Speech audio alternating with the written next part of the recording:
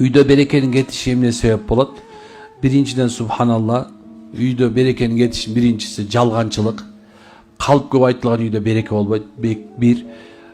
Ekиncisi subhanallah, үйдүн içinde uruş жаңжал көп болгон болсо.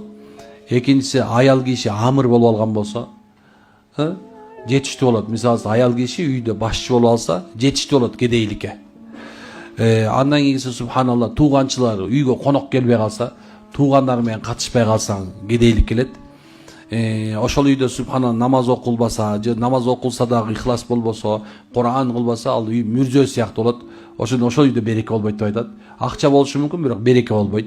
Береке болсо дагы акчаң көп болуп жетип атат, бирок Алла таалам subhanallah бир бузук же болсо түгөт баланы берип коет. Же бир оор менен сынап салат экен. Ошондо акчаң баардыгы тең тапканыңды о жака жумшай бересиң.